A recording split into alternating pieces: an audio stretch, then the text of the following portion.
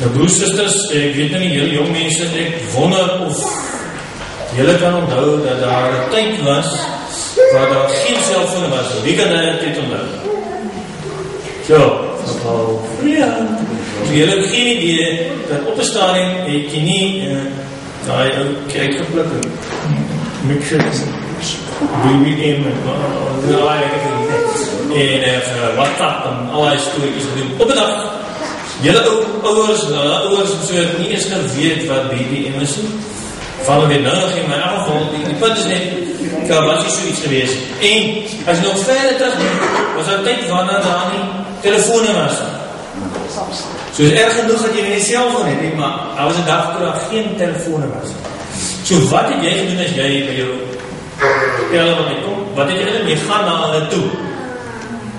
Nee, jy sien hulle face to face. Dis hoe mense gepraat in die ou dae. Nie hier in die hoek onder die, maar gesig aangesig teenoor aangesig. Dis hoe die ou dae was. Nou, hoe het werk in die platforms, mense ver van mekaar af gewoon.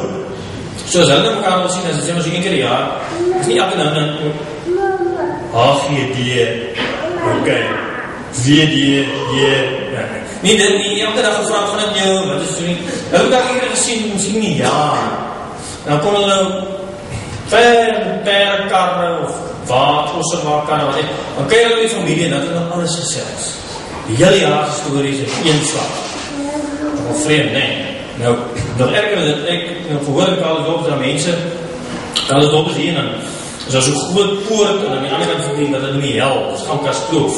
En hulle vertel van mense, mense wat oorgeloop het, en Kalis Dorpte, dan kan jy nog met die familie, en dan praat 1 keer 'n jaar, loop hulle terug. Nou, wat, ek het selfs so het was van 'n vrou, wat verwachtend was, wat hierdie 20 kilo's deur 'n poort, ek dink sy het dan eintlik oor die berg geloop, 20 kilo's geloop, die babatjie gaan heen, en net na die bank gesit en teruggeloop. So dis nou die goeie ou dae, hè? Ek reken dat dit gebeur, ook na 'n storie, maar die mense het so gewerk, dat is nie helemaal so gemakkelijk soos ons kijkies, waar ons spring, dan hebben ze maar 100 kilo's doen. Dan hebben ze het nog helemaal niet doen. En dan is het nou interessant, in die oude dagen hebben we de kerk ook zo gedaan, dat ze bij kerken niks hier en daar, en die mensen ver in die platteland gewoond. Dan komen ze maar 1 keer 'n jaar, met de ossewaaf, een week lang, toeren, afkerken. Dan slaan hulle om die kerk tente op, en span die osse uit, en osse vrede die kerk sy bome op, en al sy goed, en dan is hulle daar, en dan het hulle was maar nagmaal en doop, en die hele katoetie gedoen, hè. En beleid is afgeleid, en alles, getrouw, maar alles in een slag. En dan is hulle weer die lang pad terug huis toe. En as hulle gaan sien, dat deesdae het nog karre, motorbikes, en fietsen, en fietsies, en skateboards, en rollersblades, en alles wat ons kan beweeg in 5, 6, 10 maniere. Maar ek weet nie helemaal of ons altyd so lekker in die rigting van die kerk ry nie. Ons kan het op 10 maniere doen, maar ons doen het soms nie op 1 manier nie. Want ons het ons nou elkaar, ons kan nou lekker motor ry, ons kan die beach gaan lees, en so nou dat het vir ons makkeliker is, lyk het my raak 'n bietjie moeiliker soms. Vreemd genoeg. Want nou, wat baie mense sê, ag, gisteraan lekker later kyk, hier is gekyk en so, wat is die punte van om na die kerk te kom? Ek kan so lekker daar op my kelk sit, met my sloffies aan, en ek kan ons nou kerk op TV kyk. Nee, dit is lekker, het is makkelijk, het is eenvoudig.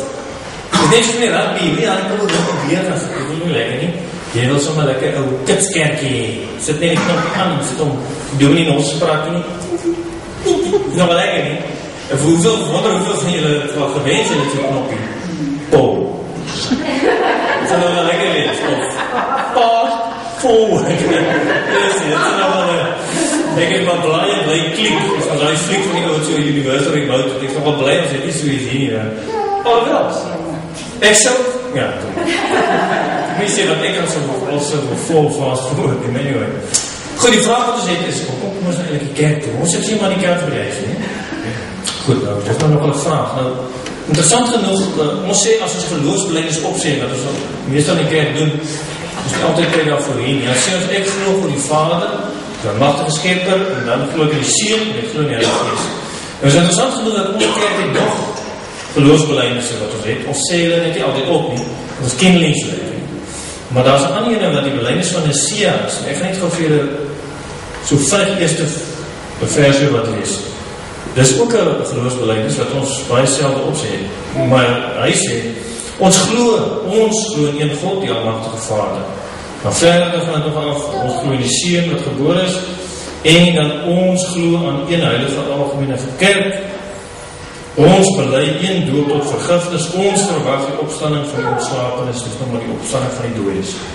So die belydenis is nou 'n bietjie anders as iemand ons gewoond is. Iemand ons gewoond sê, ek glo, so. Maar die probleem is dat ons in die kerk baie keer dink dit gaan net oor my en God, né? Soos 'n persoonlike saak.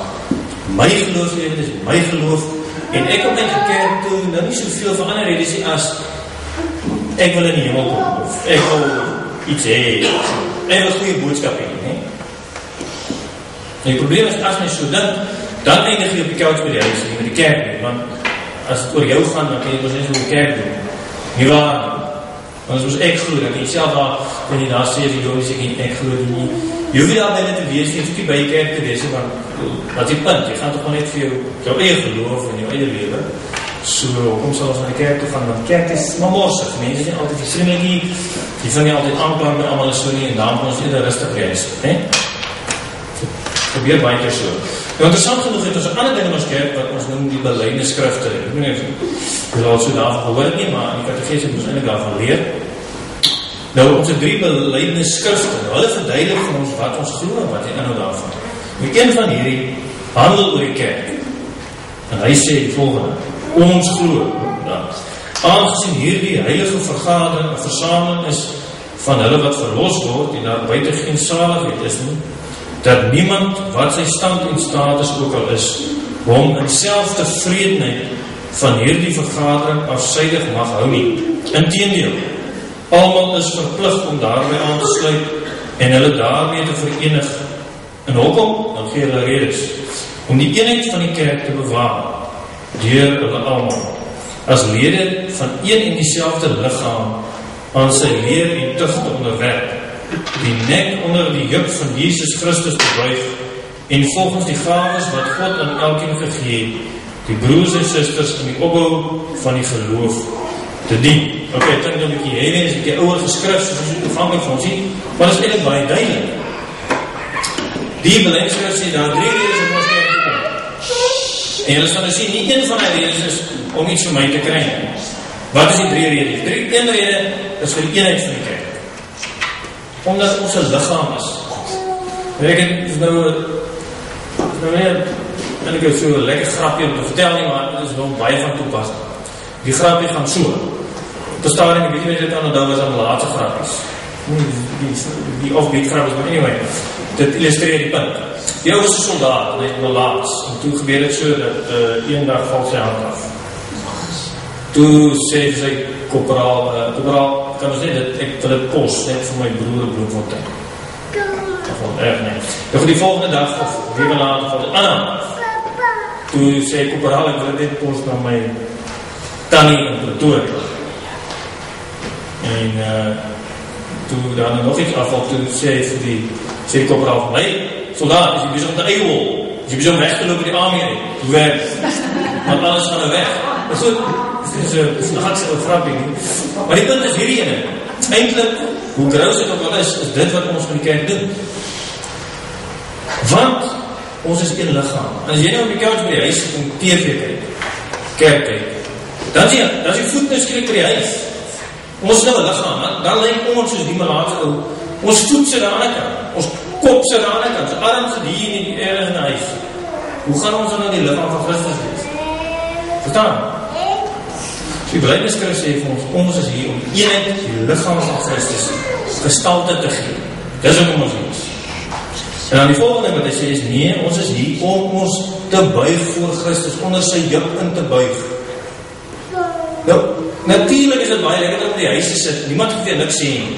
Niemand het weer sê, maar Christus het alles vir jou gedoen, kom ons gaan help die arms, kom ons gaan ver vir huis, kom ons pak 'n bietjie stoele uit, of dat ons die mense nader kan kry aan Jesus en wat hy alles ons gedoen het. Het is lekker om die huis te sit, met jou mansies, jou popcorn langs jou, en die TV te kyk. Niemand gaan niks vir jou sê, niemand gaan vir jou sê, maar jy is, nie besig om te doen wat die Here gevra het nie. So natuurlijk is het lekker by die huis, maar ons kom kerk toe om te luister wat die Here van ons verwag.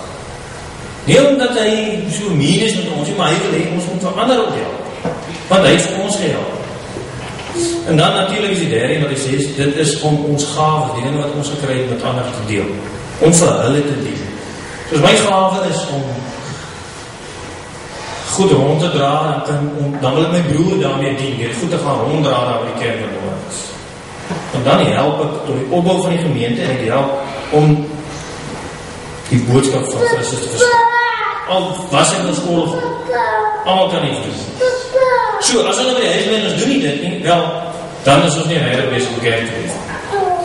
Nou, die probleem is wat ons baie keer het, is dat ons sien die kerk gaan eindelijk so min of meer op my. Nou, van julle het ook nog die klip gesien, maar ons gaan net geweer wees, want het illustreer dit vir die punt.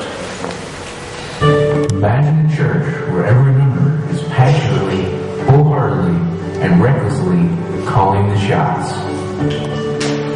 What I love for in a church is a church full of servants, people that are willing to serve me. No problem. We have hundreds of volunteers ready to serve you. I wish that we can come to church every Sunday or Wednesday and just hang out with our friends and not have to learn a bunch of stuff every week. Now, at Me Church, we have parties every week. What I'm looking for in a church is somewhere where I can go and everyone will care about me and listen to my problems. Say no more. We'll have a special service that caters to just your needs. I like a church like a Happy Meal. You know, it's all organized and what I want is in there. There's small portions so I don't have to chew. And there's a toy at the end, so it's fun. No problem. We'll chew it for you. You know, I work all week. I really hate church starting when it does. I want church to start when I get there. No problem. When you arrive, church will start. Me Church, where it's all about you.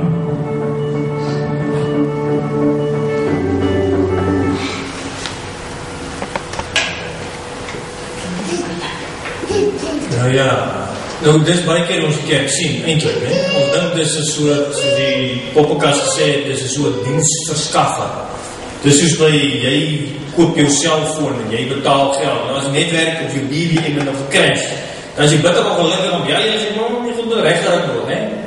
Nou, ons maak vir die kerk ook so, ek betaal, of kom hier en ek doen nie, nou wil ek dienst hê. Nou, as ek dit kry nie, is ek baie gelukkig, ek wil nog dienst te kry. Soos hy een meisje gesê het, sy soek net, allemaal moet nou net rondom haar probleem. Dit beteken nie ons dra mekaar se laste, maar ons dra mekaar se laste. Dit is nie iemand wat allemaal se moet dra. En as jy daar is, wat moet doen nie, as nie ons gaves mekaar deel, wel, dan kan ons dit doen nie. So nou sien ons hier in Korintiërs, wat sien ons daar so? Ons sien vir Paulus wat sê hy? Hy sê, hy het vir die Jood geword. Hy sê die wet is nie meer enkelijk so lekker. Ons ook al sê, die wet is die boring en so, en dit en dit nie. Maar hy sê, ek het geword soos mense wat dit doen, om hulle te wen vir Christus. En dan sê nou die heidene, wat nie Jode is nie, wat nie saak om die wet nie. Hy sê amper sê die jong mense. Dat is nie saak om die wet nie, boring so. Maar dan die ou mense, as Paulus die ou man het word, hy soos die jong mens, om hulle te wen. En hy sê die jong mens, want hy is vry deur Christus, hy is soos die jong mens, maar hy word so ou mens, hy word soos hulle om hulle te wen. Verstaan, ons is die hele tijd bezig met die competitie. Ek wil so nie, ons moet word soos ander. En dat is nie net oude jonkie, ons moet word soos oude aan die straat, of eindelijk een drankprobleem, om hom te wen. Verstaan? En eindelijk wat ek geloof dat Paulus was die goeie kerkmens. Paulus was soet en gaaf en alles in door die wet sê, het staan in Filippense 3 staan, hy was op die 8ste dag besny van geboorte Israeliet, en die stam Benjamin, een echte Hebreër, In wetsopvatting was ek 'n fariseer en my ywer 'n vervolger van die kerk in die onderhouding van die wet van Moses om vrygespreek te word onberispelik. Hy was so half perfekte gelowigheid. En dis die probleem, of dis die verskil tussen godsdienst en geloof. Hy was 'n goeie gawe gelowige. En toe het God hom met blindheid geslaan vir 3 dae. Maar toe word hy gelowige, nie net 'n godsdienstige mens. Dis interessant, die 3 dae is gelyk aan die 3 dae wat Jesus in die graf was. Die Bybel sê vir ons, as ons geloof beteken eintlik dat ons saam met God begrawe is en opgestaan het in 'n nuwe lewe. En nou mens kan sê, die 3 dae wat Paulus blind was, dis as hy dood was. En hy is opgewek in 'n nuwe lewe. En nou is dit totaal anders. Waar Paulus altyd net aan die wetjies gehou, is Paulus se hele fokus nou nie op, hy het vir die manne onder die wet, het hy nog steeds daai wetjies gedoen, of gehou, of daarmee betrokke gewees. Maar vir die ons wat buite die wet was, het hy niks daarmee gedoen. Hoekom? Want sy fokus was nie op hom en hoe goed te gaaf hy is, en let wel, nie oor sy of hy hemel toe gaan of nie. Dis glad nie Paulus se fokus. Sy fokus is op, gaan die ou langs my hemel. Gaan die ou die buite in die straat hemel. En daarom sê hy, ek het vir almal alles geword. Ek het vir die ander een dit geword om hulle te wen. En nou is dit interessant dat Paulus het van hierdie goeie gawe, mense kan sê, goeie Christen en hulle goeie dominee, sal jy nou kon reken, of goeie kerkganger of so, het hy geword, eintlik 'n uitvaagsel van die wêreld. Hy sê self, hulle het so skyn van die aarde geword. Want hy het die skyn van die aarde op hom red. Kom help. Hy het 'n tronk geslaap. Hy het eintlik 'n tronkvoel geword. Om tronkvoels te red. Hoeveel keer hy het tronke opgegaan en alles daar iets gedoen. En dan kan ons sê, Jesus was lekker in die hemel. Wat het hy geword? Die Bybel sê in 2 Korintiërs 5, hy het sonde vir ons geword. En nou is die vraag wat ons moet afvraag. As ons kerk toe kom, is die vraag eintlik uit die Bybel, wat het jy nou al vir iemand anders geword om hulle te red? Dit is die vraag waarom hier ons vandag vraag. Word ons, geef ons daai idees wat ek het, daai goed wat ek wil hê, bietjie op, om ander mense nader aan hom te bring. En jy weet miskien hier in die kerk, as jy sien, daar staan, hier is Christus alles en almal. Die probleem is dat ons leef in 'n wat ons nou individualistische samelewing. Gaan maar net oor my eintlik. Op my geloof gaan ek of ek hemel toe gaan oor my. Maar die probleem daarmee is dat dit kan maklik gebeur dat ons lees wat ons nou in die Bybel kry, eintlik sou moet verander. En waar ons nie sê, hier is Christus alles en almal nie, maar dat ons eintlik, die waarheid is eintlik, hier is ek alles en almal. En dan, soos mense is ons nie die kerk van Christus.